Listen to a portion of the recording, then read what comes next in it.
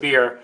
In today's hot seat is Lindsay Pedersen. Lindsay Pedersen is a brand strategist and author of the best-selling book, Forging an Ironclad Brand. Known for her methodical, framework-driven approach to brand building, Lindsay has advised companies from burgeoning startups to national corporations, both B2C and B2B, including Zulily, Starbucks, IMDb, and Duolingo. Her background as a P&L owner at Clorox fostered in Lindsay a deep appreciation for using the brand as the North Star for increasing the company's value. Lindsay arms leaders with an empowering understanding of brand and an ironclad brand strategy so they can grow their business with intention, clarity, and focus. Lindsay, welcome to the show. Thanks so much for having me, Sabir. It's good to be here. By the way, love this book right here. It is available on Amazon as a Kindle book, which that's the version I got. It's available as a paperback and as a hardcover. And I think the audiobook is in the works, right? Eventually it will come out. Working on it. So definitely don't wait for the audiobook. Definitely pick it up and start using this book. So we will talk about branding, right, Lindsay? Yeah, I'm so excited. So let me ask you, because this is every person on Fiverr, the platform where you can get taskers to do different projects for you. Yep. As soon as you type in branding, can you guess what comes up? Is it a 4-letter word? Yes, it is 4-letter word. The and end with an O and have an OG in the middle. Yep. So everyone, when they're talking about branding, and when you search for people who can help you with your branding, it's about brand logos. So is that what you do? Design brand logos, Lindsay? You would so not want me to design your logo. Oh my gosh, you would be in such big trouble. Yeah, I mean, I think it's interesting because brand is such an kind of this large and maybe nebulous, sometimes intimidating realm. And so something that's a tangible manifestation of brand, which the logo is kind of, it's like, okay, well, I can point to that. So I'm going to equate brand with logo. By the way, it also happens with other things like brand equals your name, or brand equals your advertising, or your tagline, or your personality, or your colors. There's a lot of ways that brand is kind of interpreted as just one of its many manifestations, when actually brand is the whole of what you stand for as a business. Perfect. And we will actually dive into what brand is, and then we want to upgrade the conversation to what is ironclad strategy. So we'll definitely dive into it. So what even is brand? Yeah, right? If it's not just a logo, what is it? So brand is I think of brand as the thing that you own inside the head of your audience, like literally like the real estate inside their mind. What is it that you mean to your audience? It's just your meaning. And that's the sum total of many, many, many, many things, including kind of the obvious things, but also including their experience as a customer or as somebody who's heard about it. It's all of those associations, tangible and intangible, that your brand lands in a place in their head that means something to them. So that's what a brand is. So let's use an example, right? One of the obvious ones, actually, there are two obvious ones that come to my mind, at least. When I want to copy a piece of paper, right, I want to Xerox it, right? But the machine could be from Panasonic or Sony or LG or Canon or some other company, but I'm Xeroxing it, right? The other thing is when I go to the restaurant, and if I want a soft drink, I say, "Can you bring out a Coke? I would like to have a Coke." They could have RC Cola, they could have Dr. Pepper, it could be Pepsi, it could be Coca-Cola or Diet Coke, So those two things come to my mind immediately when I think about those two activities. Is that the mental thing you're talking about? Yeah, I mean, it's interesting, like that, like it's sort of there's a word for this that I can't think of, or phrase for this. Another one would be Kleenex. Oh yeah. Or Google. As soon as Tide. created a for detergent. Yes. Once there's a verb with your noun brand, you've sort of achieved a real estate that's so large in the mind of your customer that it actually includes more than just what you bring to them. But yeah, those are examples of very successful, maybe even so successful that they're not happy that they've expanded into something that is the category as opposed to just the thing that they bring. But I would say it's a success in that they've achieved a sharp, memorable position in the mind of their customer, which is what we're all trying to do. That's the holy grail, is to gain the attention of your audience. And those brands did such a good job at gaining that attention that it actually now means something more than merely their offering. Yeah. So the other thing to me, at least from a brand perspective, is that when I, as a consumer, walk into, whether I'm walking into a physical store or I'm going online, I'm walking into a store, right? There's Clorox brand, right? And then there's Stop and Shop private label brand of the store, or Kirkland Signature at Costco. Clorox brand costs me 2x, Yep. right? Twice as much as the store brand. But as far as the market share, from what I know about Clorox, it has not lost market share. Nope. There's enough market penetration for the private label brand. But the thing is, my association with the brand itself, with Clorox, is so ingrained that if I pick up the store brand and I come home with that, I might not have a home because my wife might kick me out. Yeah. Yeah. I mean, I think like it's with brand, there's a number of angles to this. One is, and we'll talk more about this later, what's in it for the business? Like, why is this an important part of your leadership? The other is, what's in it for the consumer? Why does this have utility for the customer? And in times of recession, really highly trusted brands actually outperform the market. They actually gain market share, even though they tend to be priced at a premium. Almost by definition, they're priced at a premium if they're preferred brands. They actually do better in general than in non-recessionary economies. And the reason is that when in the economic utility of brand to a consumer is it reduces risk. It reduces the risk that your wife is going to be mad at you, right? It reduces the risk that you just wasted money, that you wasted money on something that's not going to perform or live up to its promise. And it also reduces the risk of wasting time. So there's, in some ways, like in one of the ways that you can think of brand is it's a relationship between a business and the customer. And just like with any relationship, it could just be, one of your friends, you have a higher confidence that that friend is going to come through for you than that the average person or somebody who you've never met is going to come through for you, because you have relationship capital that is built up. The same goes for a brand. Clorox has a lot to lose by selling you a product that's not going to perform, but an unknown brand doesn't have as much to lose. It's this, so you accrue this trust, just like with any relationship that delivers on its promise. A promise is made and delivered faithfully.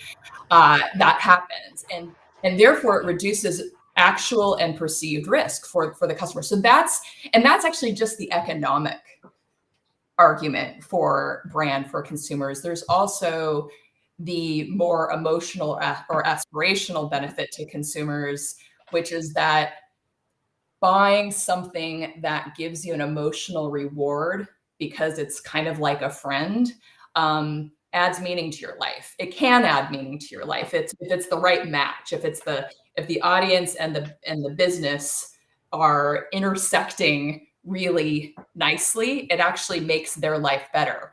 So there's a lot of utility to brand that we haven't even talked about the economic value creation for the business. While you were talking about the economic, one of my favorite classic shows is Everybody Loves Raymond. Oh yeah. On TV. It was an amazing show. In one of the episodes, Ray wants to go to the store and buy the things himself and doesn't want Deborah, his wife, to worry about that, right? So he goes to the store and brings back, instead of buying Kleenex, he brings back a store brand that has some sort of lotion or aloe on it. And he goes like, I bought this thing. It's like, you know that I bought like 3 of these for the one that you would typically buy. We're going to save so much money and so on. But she goes like, no, honey, it's okay. It's fine. It's fine. She doesn't want to have a fight, Right. And she goes, and then his brother walks in and goes like, it was very odd that she didn't agree with me. He says, well, the thing is, she's not going to even use the product because it has this kind of lotion on it that nobody really uses, especially in families with kids and stuff like that. So she usually buys the one without the lotion, and that's why she buys that brand. So even his brother knows more about his wife's Kleenex routine than he does. It's just kind of reminded me of that. It's just a random thought.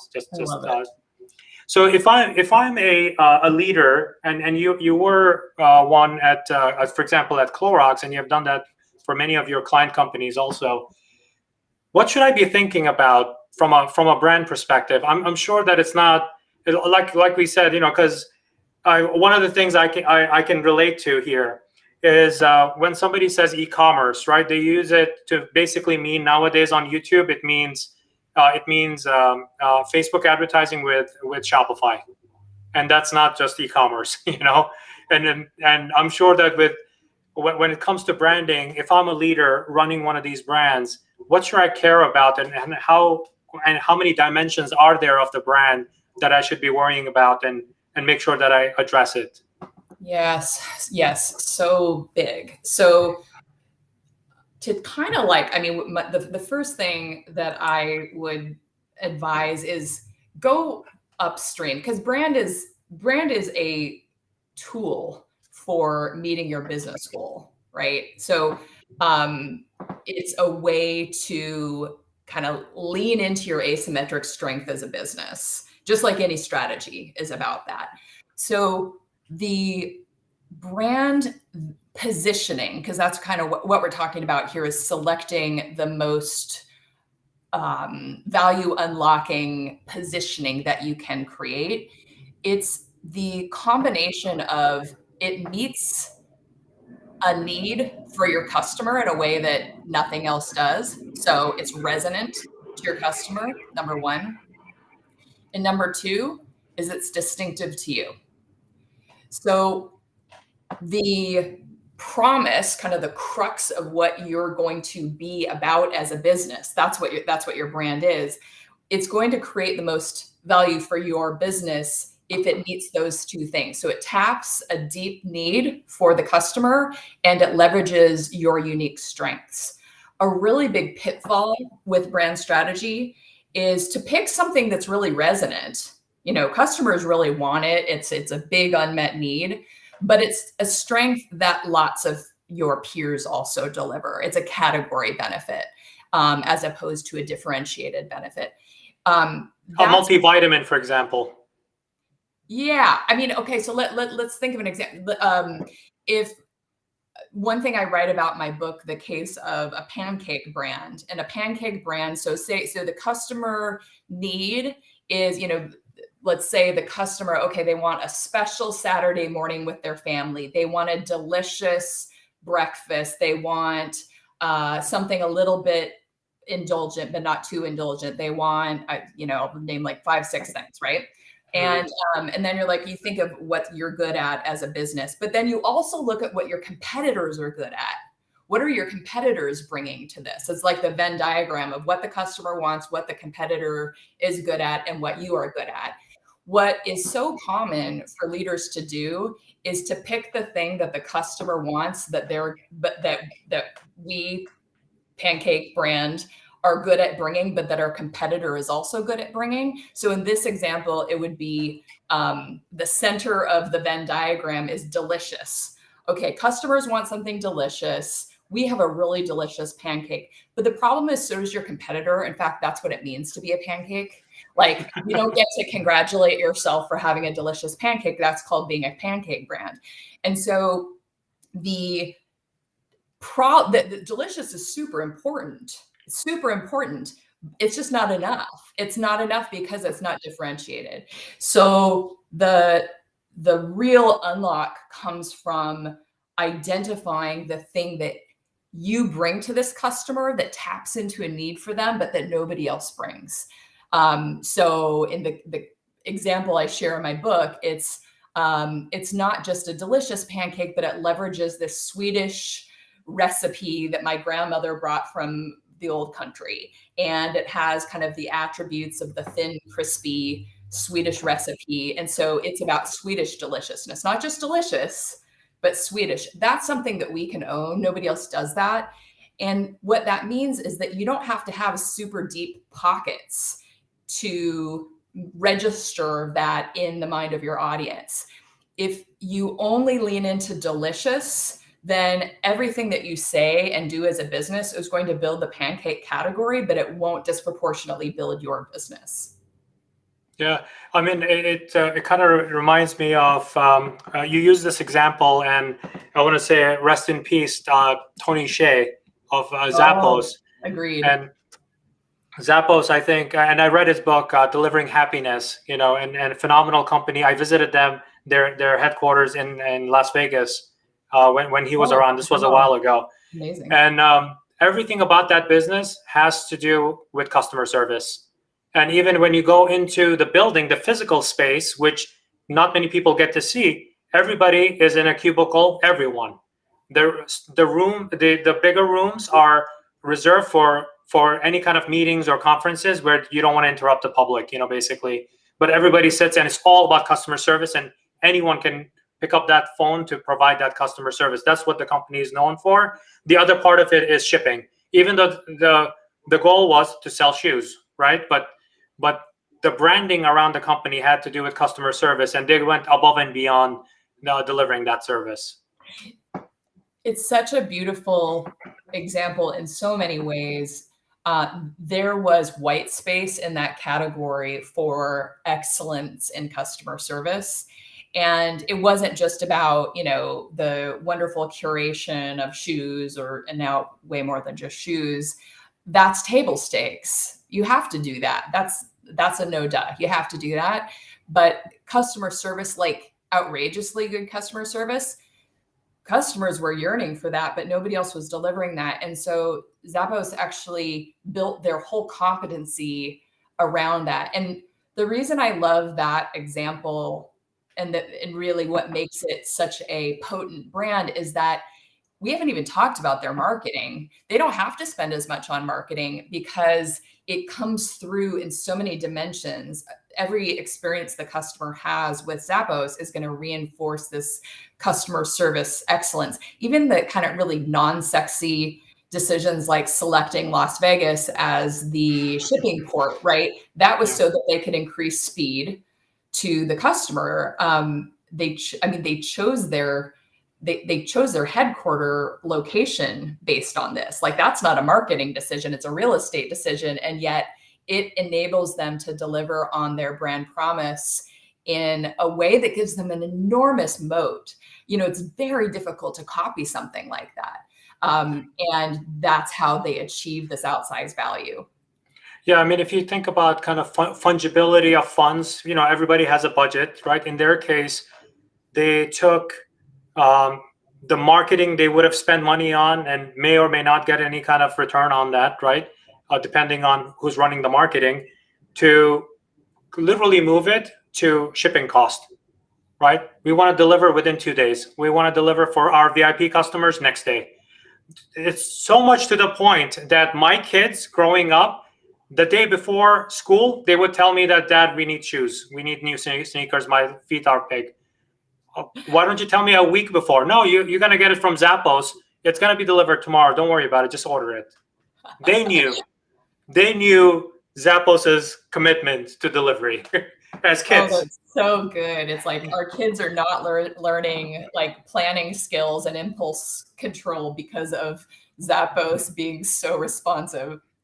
Yeah, I mean, we went through now in the examples that we just shared, we talked about kind of compelling brands that are doing amazing things, right? What do brands get it wrong? Let's talk about the other side of the coin. Yeah. I mean,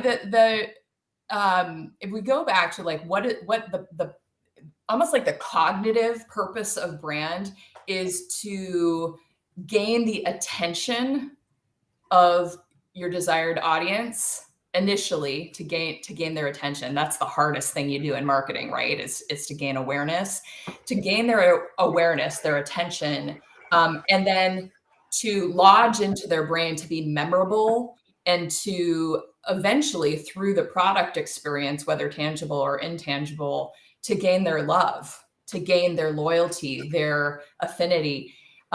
So what a lot of times happens, maybe most of the times happens, is that leaders don't make a choice. They don't really choose something to stand for. And there's a lot of reasons for that. And I understand it as a business owner myself. It feels scary to choose where you're going to put a stake in the ground. It's kind of like, well, wait a second. Does that mean that I'm going to walk away from revenue over here? The problem is that, and this is like, I don't need to tell you this, it's marketing 101, but you can't be all things to all people. It's the brutal mathematical truth is that you actually have to choose. You have to choose where you have a right to win, and to, with humility, deliver on that. So that probably the largest or most common mistake I see is just not doing this exercise at all. Kind of staying in this place of hedging. And over time, you can't gain cognitive attention with a diluted idea. And you certainly aren't going to create a memorable and kind of like affinity driven relationship if you're choosing something that's vague or not very brave. Consumers are smart. So that's if nothing else, like, gain the courage to choose. And you don't do it blindly, and don't do it without analysis. But when you stay in a place of hedging, you kind of prevent love from unfolding, and you prevent kind of a meaningful positioning in the mind of your audience. They're just not going to grasp it. Yeah.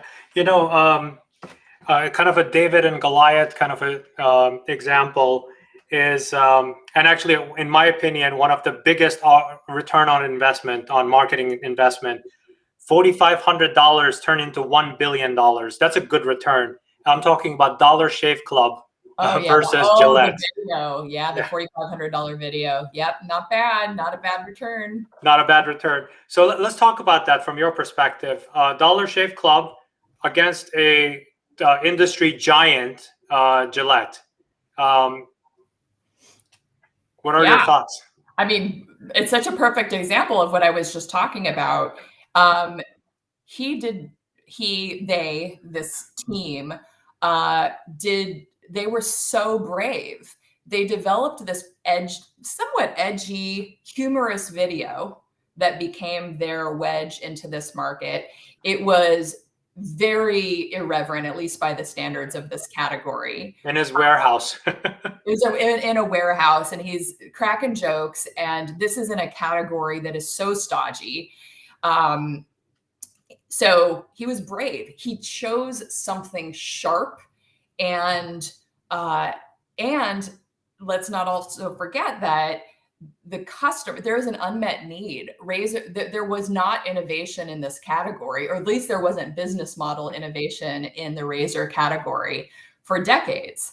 So there is a customer unmet need that he's filling, and then he's brave enough to take things off the table. This was a subscription service. He wasn't getting broad mass distribution for this razor. That's a contrarian thing to do.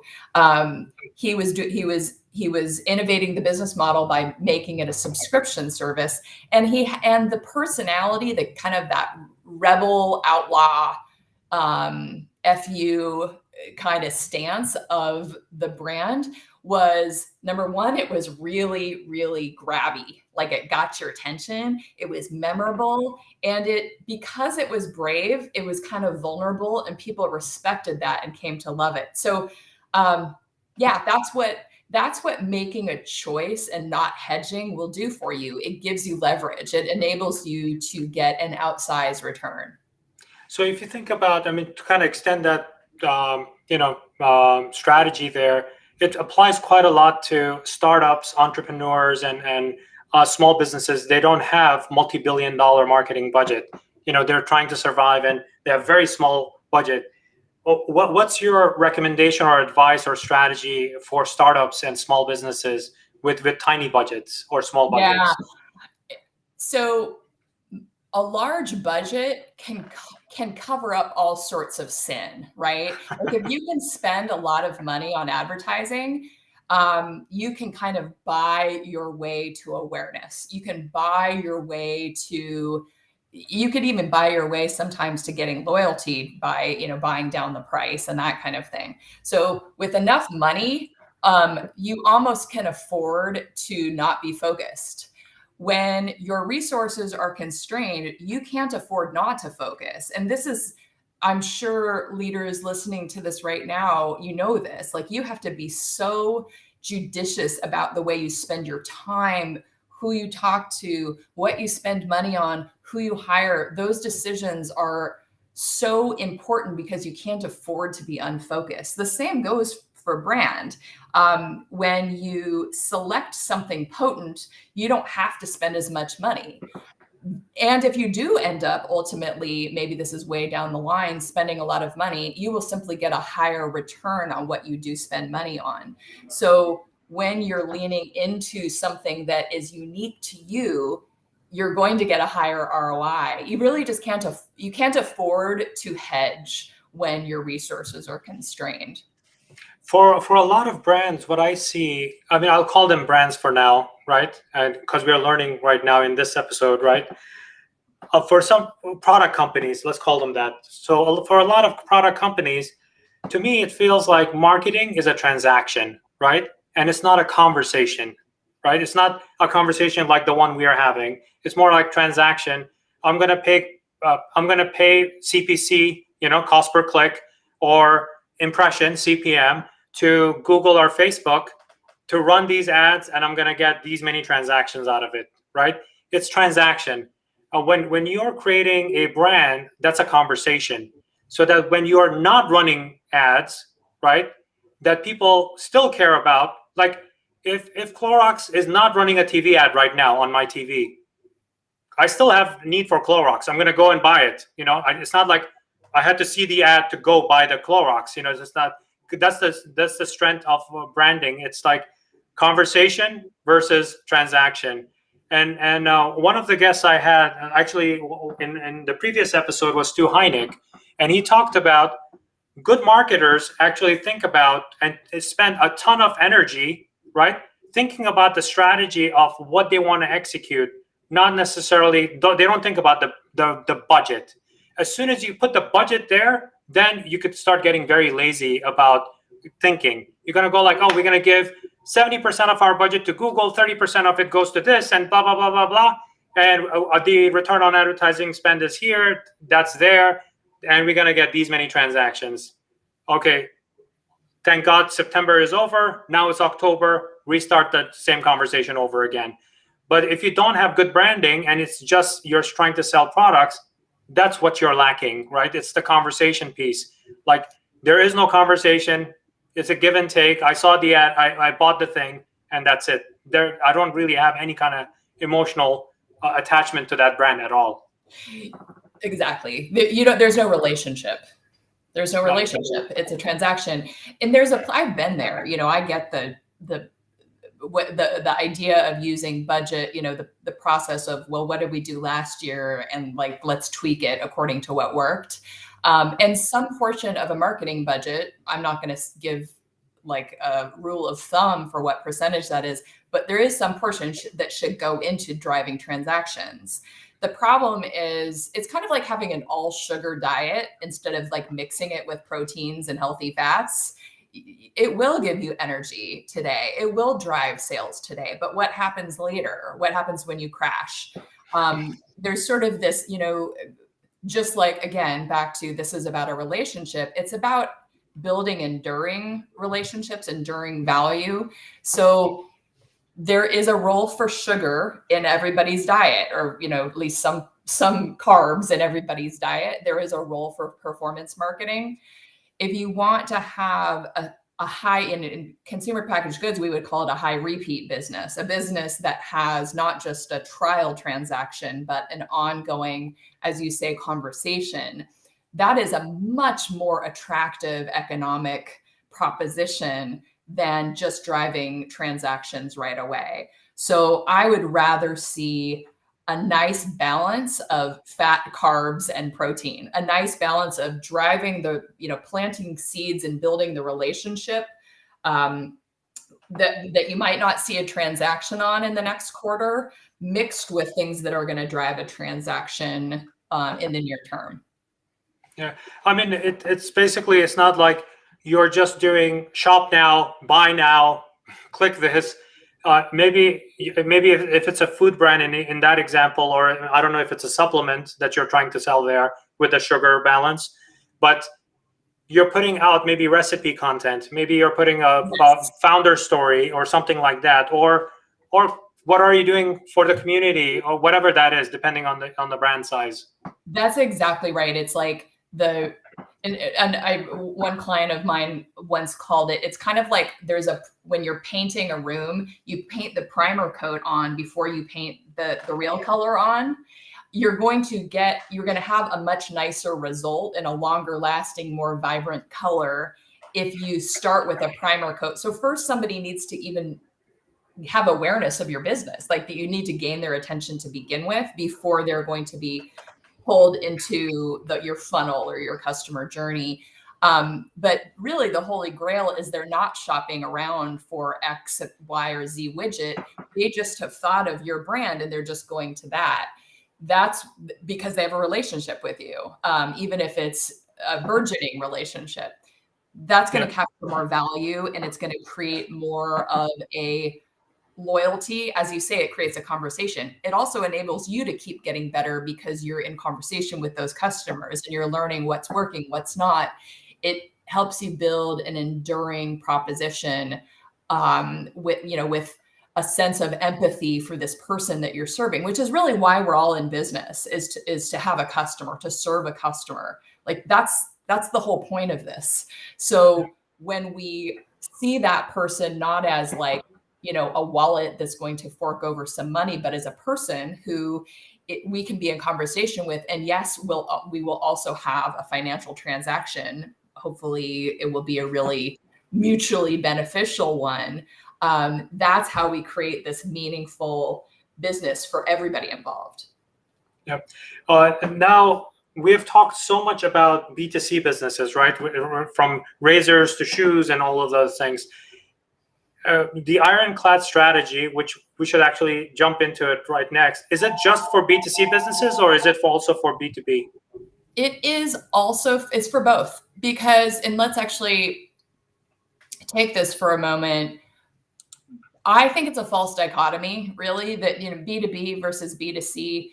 The difference with B2C is that both of us know a lot of B2C brands, whereas B2B brands are often only known by the target audience. So it's harder to come up with great B2B brands just in a general conversation. But the people who are making purchase decisions on behalf of a business are people. They're people. They're human beings that are making these decisions. So when I'm making a decision on behalf of my business, I'm Lindsay, and I'm making this decision about what software to purchase for my business. And then an hour later, I'm purchasing a soccer ball for my teenager. I'm still Lindsay. I'm a person in both of these instances.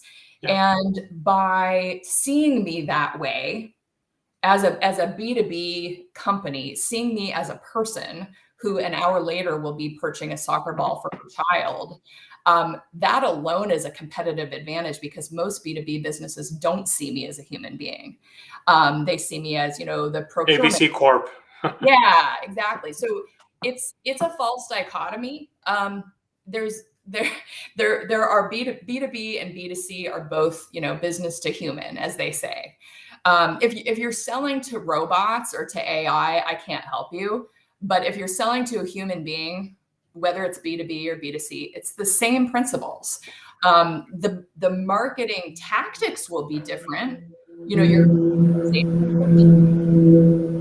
Your organizational structure will be different. Your budget allocation will be different, but your brand positioning, selecting a target, sweet spot audience and then delivering on something that they desperately want and you're really good at bringing, the principle is the same, whether it's B2B or B2C. So we're kind of like, my business serves it's roughly half and half, I'd say, B2B versus B2C, but I think too much is made of that duality.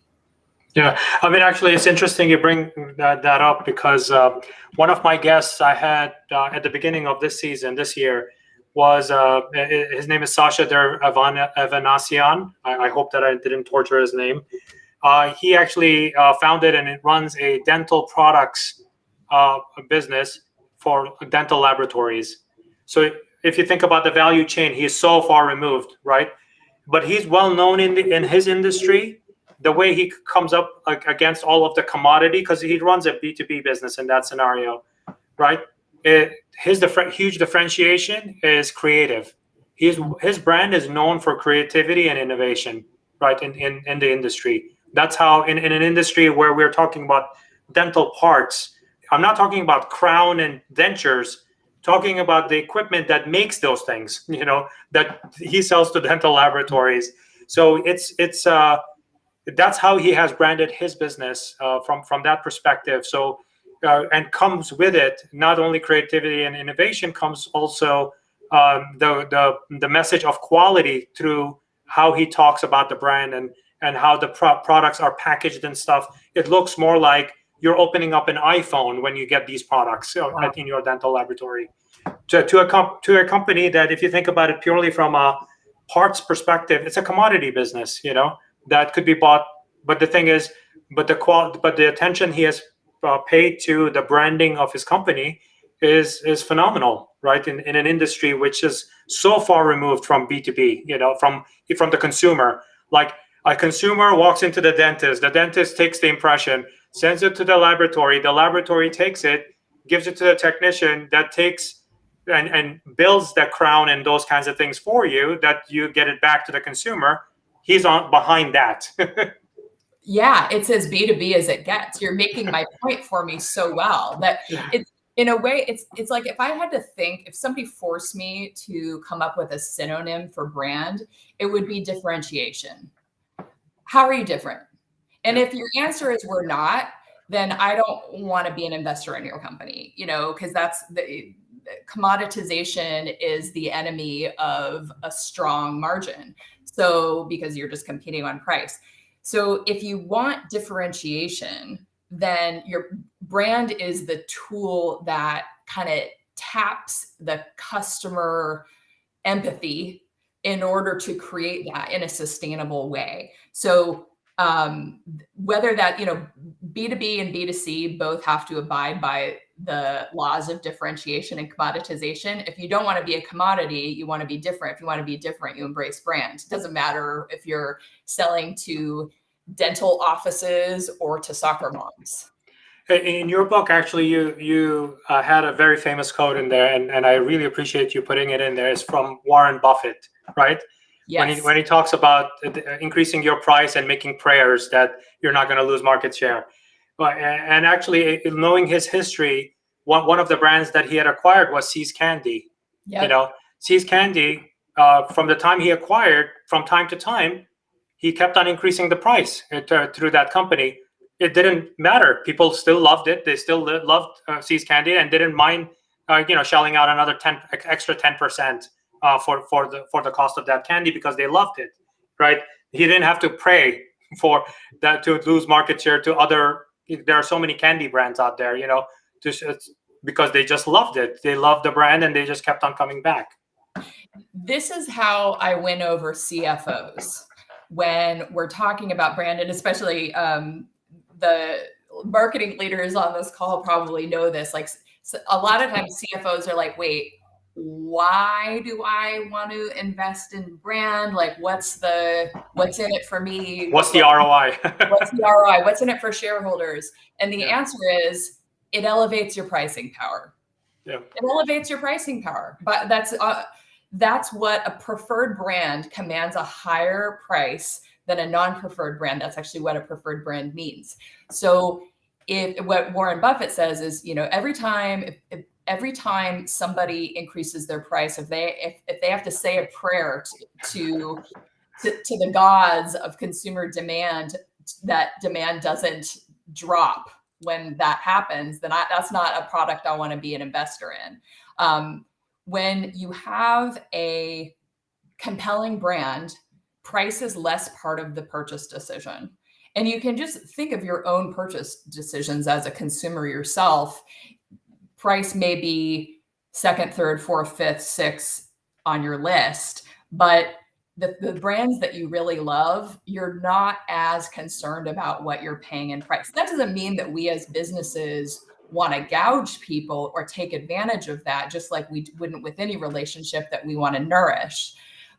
But it's a mutually beneficial economic proposition. When you have a brand that brings significant value to the customer, they're willing to part with more of their money for this. And you can use that extra margin to bring even more value to them, to pay your investors for R&D, for whatever your business goals demand. But the elevation of pricing power is what makes this a financial no-brainer. Yeah, I mean, two brands that I can think of when you were saying that.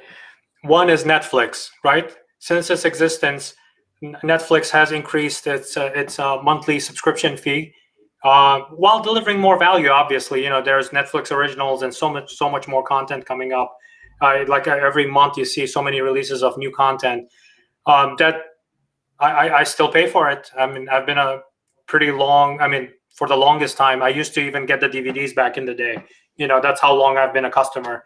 It doesn't matter. That's one example that comes to mind immediately. The other one is magical experience at Disney, right? If I have a family with my kids and if Disney increases its price, doesn't mean that I'm not going to go to Disney. More people are going to Disney than ever in history. Yeah, they bring so much value. It's like they bring so much value that price is only one of the considerations, not the only consideration that goes into the purchase decision. And that's what we're trying to do to create, thriving businesses, is to both deliver on that value while also sharing some of that value creation through margin with our customers. So when we're talking about value creation, right, it's kind of an intersection of three different things. So let me clarify that. Rational, functional, and emotional, right? Yep. What I see for a lot of brands that don't do branding right, I see that they overemphasize functional, right? It's a 12-pack, blah, blah, blah. It lasts 30% more battery power, right? It's very functional. And they're relying on the rationality of the consumer to say, oh, this package has 30% more liquid in it or whatever, right? What is the right intersection of those three things those three attributes I just mentioned that makes for a successful brand? Yeah, I love this. I love this topic. So I have this framework, and a lot of brand builders use this. It's called the benefit ladder. And the benefit ladder it's a lot like Maslow's hierarchy of needs, where you show your features, your attributes, kind of the facts about your offering. Those are the rungs on the bottom of the ladder, which enable functional benefits, which in turn enable more emotional benefits, which in turn enable transcendent benefits. And there's a dance here, right? Because it's important to bring functional benefits. That's really important. In a lot of categories, it is a significant purchase driver. The problem isn't delivering on functional benefits. The problem is stopping with that. So let's use your battery example, like battery life. That's a feature is what, how long the phone battery lasts, which enables a functional benefit of longer talk time, which enables an emotional benefit of not needing to worry about your phone, which enables a more transcendent benefit of I can focus on the things I love rather than my phone, right? So that's a crude benefit ladder. That's the early days of smartphones, if you remember. Yes. It would die in the middle of your conference call. Oh my God. Yes. Painful. Now, what I see is, and especially, this is especially true in technology, very product-driven cultures. They're so proud of their functional benefits. They're so proud of their features that they stay there because that's what they're building. And the problem is that customers don't buy features; they buy benefits. So I don't care about the electrical charge of the battery. I care about my experience of interacting with that phone. So it's sort of it's an inside out thinking that kind of blocks the empathy with the customer. And the thing is, there's a low willingness to pay for battery life. There's a high willingness to pay for not having to recharge my phone in the middle of a meeting. So when you have to deliver on those functional benefits so that you can enable an emotional benefit. And here's the other thing one mistake is over focusing on the bottom of the benefit ladder, those features and functional benefits, the rational functional benefits. The other is focusing on the top of the ladder, the transcendent benefits, before people know what your business even is. So you were mentioning like early in the life stage or the category of smartphones, the focus was on these functional benefits. That's because people didn't know what a smartphone was, right? So your original question was, where do we focus? What's the proportion of functional, rational, emotional, transcendent? It depends on where you are in your awareness building journey with your audience. When you have an audience who doesn't know what the heck you even are, they need to know the functional benefit. They need to have something to latch onto that feels familiar to them so that they're willing to even have a conversation with you. So that's useful at the beginning. It's very useful. You just don't want to stop there. You don't want to stop there because you'll be leaving money on the table for yourself and you'll be denying the customer a more resonant experience. So functional is important. Don't jump all the way to transcendent when people don't know what your business is. It's both. And even within the life cycle of a given business, even with a very mature category, there are still always going to be newcomers who need the functional benefit. So that's appropriate to have that in the mix of your messaging. Just don't stay there too long. It might feel safe to you, but functional benefits are easy to copy. Right? That's why there's an arms race of battery life in smartphones. It's easy to copy. It doesn't give you a competitive moat, but emotional benefits are hard to copy. I mean, one thing that Steve Jobs did in an amazing way in one statement was with the launch of iPod, right, back in the day, he did not call it another MP3 player. There were thousands of MP3 players competing in the market. He didn't call his product MP3 player. He said, it's 1,000 songs in your pocket. Yeah. That's the benefit. I'm not an MP3 player. It's 1,000 songs in your pocket. That's the kind of the emotional and functional combined together. Fast forward to now iPhone 15, or 14, whatever the number is now, right? It's more about, it's functional, and I'm a diehard Apple fan. I don't care what Apple puts out. I'm going to go buy it. If they announce it's coming out, Apple Watch, iPhone 15, whatever it is, I'm going to buy it because now it's giving me that, that emotional connection to the gadgets that extends me as a human being, right? So now I'm at a very different level. It's no longer about MP3 players anymore. Yes. Yeah, I love this example because that it's interesting, like just in, what is it, the last 16, 17 years since Apple launched the iPod. And even at that very early stage, with the message, 1,000 songs in your pocket, there's a nod to rational about that, right? It did start with something very familiar. I know what a song is. I know what my pocket is. That's a cool way to kind of dimensionalize what the product does. And then maybe 2 years later, the Apple advertising of the silhouettes of people actually dancing and experiencing joy that only music brings, that followed it really quickly. But iPod started with 1,000 songs in your pocket. And it continues to have elements of that functional while also delivering on that more transcendent. So with that, like, how does brand strategy create a competitive advantage? You know, I mean, we went through this journey just now, right, together. Yep. From your perspective, because I know that you, in the book, you mentioned this, I thought, I don't know if it was 7 or 9 different attributes there. Yeah. To think through.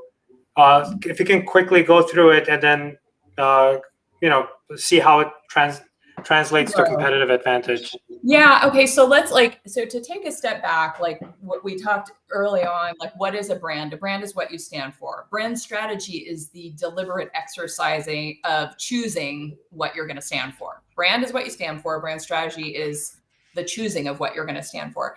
And the thing is that all businesses have a brand, right? It's like, the adage is position or be positioned. So what I contend is that you're better off if you consciously, proactively select what you want your positioning to be, rather than allowing the market to position you in a way that is not favorable. So that's the kind of the underlying premise, is like, whether you do this or not, you're going to have a position. And if you want to unlock all of these good things that we've been talking about, you have to do it. You have to do it proactively.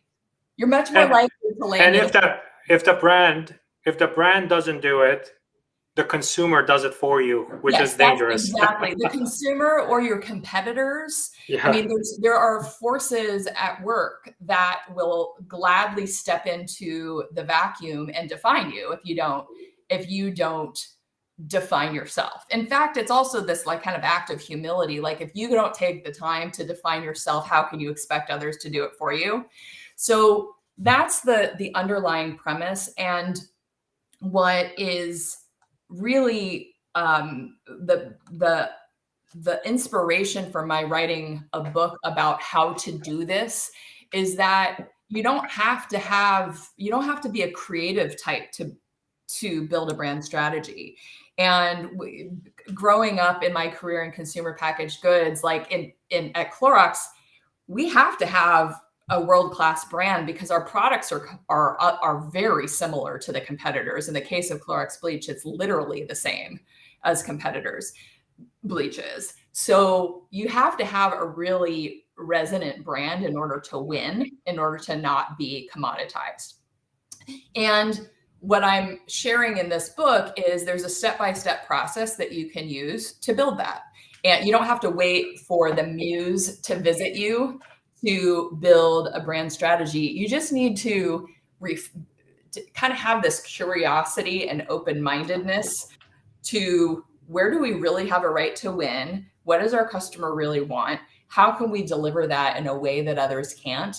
And so I have this 8-step method in the book, Forging an Ironclad Brand, that takes you through the steps to doing this. You don't have to hire somebody to do it for you. You can, but it's like, don't let the perfect be the enemy of the good.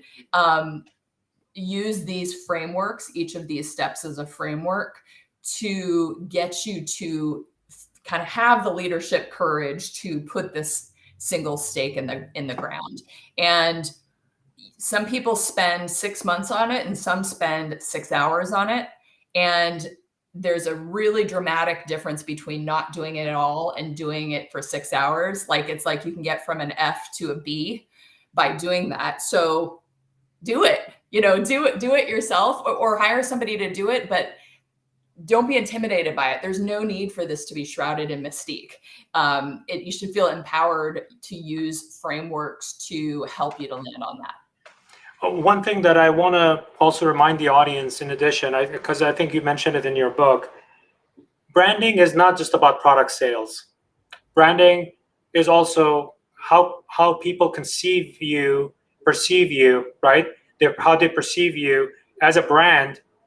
Think about HR, for example, and employment and career, having a career in your company. How do they relate to you? It makes that decision of bringing in talent so much easier when you have proper brand. When you lack it, then you're almost commoditizing even the talent that walks through that door. I love this point, and I think it's so. I've been so inspired in the last 2 to 3 years about how brand has been embraced by HR and chief people officers for its ability to draw in right employees and to galvanize and retain and celebrate the employees. So it's this, it comes back to, like, when you choose what you're going to stand for, you're going to draw in people who want that, whether it's customers or employees.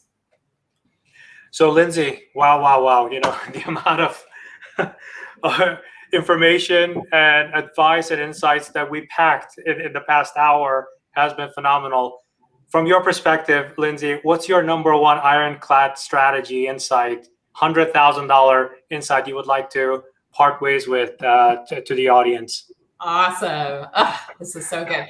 Okay, everybody, listen up. So the $100,000 piece of advice, maybe $1 million piece of advice, is don't conflate brand with one of its many outward expressions. Don't conflate brand with your name, your logo, your advertising, your performance metrics. Don't conflate it with any of these things that are hopefully a manifestation of that North Star. It ultimately is your largest source of economic value. It's your largest, it's also your most enduring, but you have to see it for this holistic thing that it is in order to unlock that value, this thing that you own in the mind of your audience. So if you can embrace this holistic thing, you not only create economic value for your business, but you also create a competitive moat. It's really hard to copy a brand. You galvanize employees because following a North Star that has a purpose that resonates with them as a human being is motivating and creates meaning alone in their lives.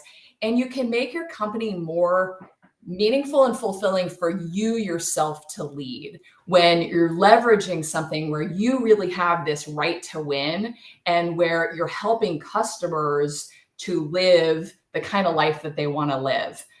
Whether that's ultimately a rational category or a more emotionally laden one, you're in the business of serving this person, and that's what's going to create this thriving, flourishing business for you for years, maybe decades to come. Amazing, Lindsay. Audience, if you would like to get in touch with Lindsay, it's ironcladbrandstrategy.com. And I would highly, highly recommend for you to pick up this book. It's on Amazon, and I'm sure that it's available on other bookstores online also, Forging an Ironclad Brand. Lindsay, thank you very much for being on the show. And thank you, audience, for tuning in. And for this episode, we have a ton of amazing content coming up in the following episodes. If you have missed any of the episodes, just visit this link, growthbysabir.com/live show. It's just a short link to the YouTube channel that will take you to all amazing content like Lindsay. Thank you, Lindsay. Thank you so much for having me, Sabir.